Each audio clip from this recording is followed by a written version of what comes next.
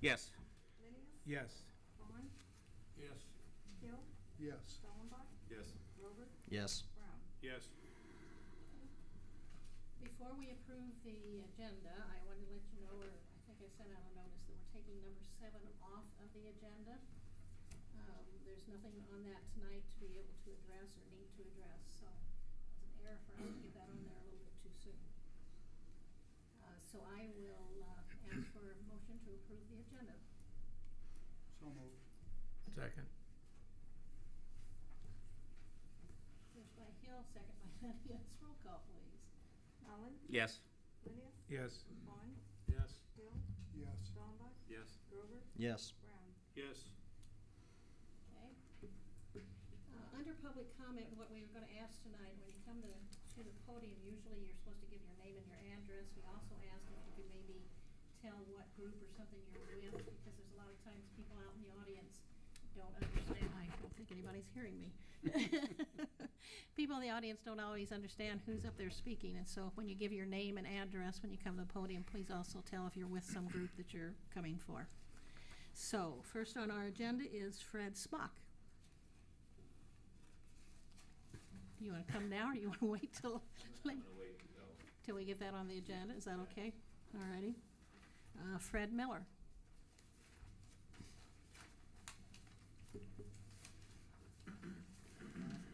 Mayor, Fred Miller, 48 10th Street, Northeast. Reference to number one, the safety concern for the library and the stoplight. I would like to see that stoplight removed and taken down. We no longer have the school, East Elementary School, so there's no need for the crossing there. It's a school stop crossing.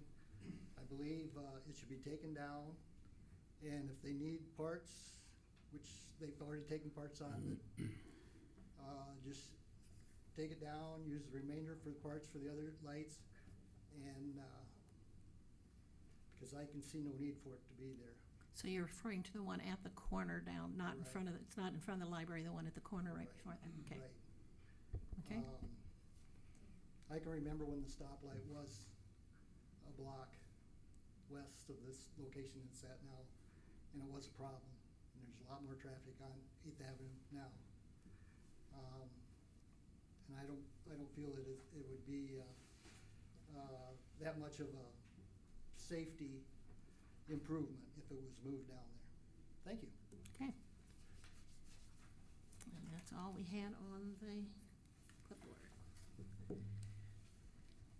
Next on the agenda, accept and approve the consent agenda that approves the following: the minutes of the April 11th and 12th, 2014 special meetings, the minutes of the April 14th, 2014 regular meeting, Music Station Incorporated Class C liquor license update to add additional privileges, including Class B wine permit, Class C beer permit, carry-out beer, Class E liquor license, and Sunday sales.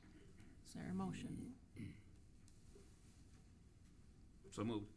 Motion by Holland, Second. second by Grover. Roll call, please. Linneus? Yes. Vaughn? Yes. Hill?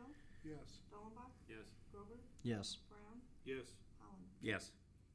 Okay. Next item, approval of the bills. A motion for that? So moved. Motion by Hill. Second. Second by Holland. Any questions? Roll call, please. Vaughn?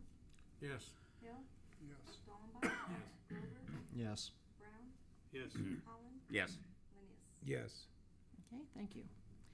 Petitions from the public. Number 1 is Craig Ankerstern. Am I pronouncing that right? Yes. Okay. One of the few people. Just pure luck if it was. Yeah, I'm Craig Ankerstar. I live at 801 Fifth Avenue Southwest here in Independence. I'm president of the Library Board of Trustees. And we're going to address a couple things this evening. The first thing I wanted to address was a quick comment on the budget. About 2 months ago back, we got our budget, and which amounted to a 3% increase. And I think everybody's aware that that probably doesn't cover our actual increase in cost to operate for the library. But about 2 weeks ago, we got another notice, and we were notified that our insurance allocation, or what is allocated to the library, went up 57%, which amounted to a little over $2,000.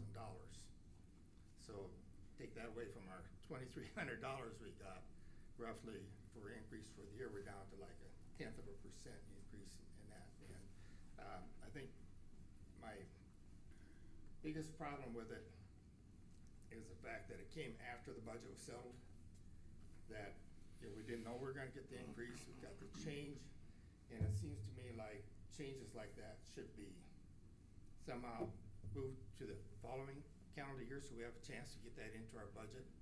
Because in this particular case, it pretty well wiped out all our increase, and so rather than, it was retroactive to the budget that we had just worked on, and really puts us in that much more of a bind. And it would seem to me that it would be appropriate that we be notified ahead of time, so we can get into our upcoming budgets, rather than have a negative effect it does on, that it did on this year's budget And to us. what coverage was this? Our allocation for our insurance package. What insurance? The liability insurances, or? Yeah, the city, what we get allocated to the library from the insurance premiums. Why would we have done that? Do we get that? We've been or having did you a send that number out? for the past several years. Did you send that out, or do they? I don't have the materials in front of me, so I can't respond. Okay. It used to be, I mean, this was historically, addressed and they just. sent an it was email, just paid. so- And the city paid it, and it covered everything. And it was no allocations came out to any of the individual departments. Now, about 2 years ago, wasn't it, Barb? Oh, I'm sorry. Was it 2 years ago we got the first allocation that came this way? Our premium, our insurance due date is April 1st. Right. So we don't typically get, I mean, when we're in the budget season, we don't typically know our increases.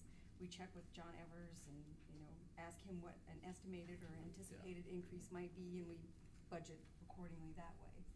Right, And and- then our premiums come out, which he's accurate, they do come out after our budget's been certified, and we just have to make adjustments from there, or amendments if needed. Yeah, I understand that John had gone through the premiums and allocated out, I assume based on value for the properties and that. And so ours went up 57% this year. And in the past, what we've done, we have had just, like Barb says, a basic number.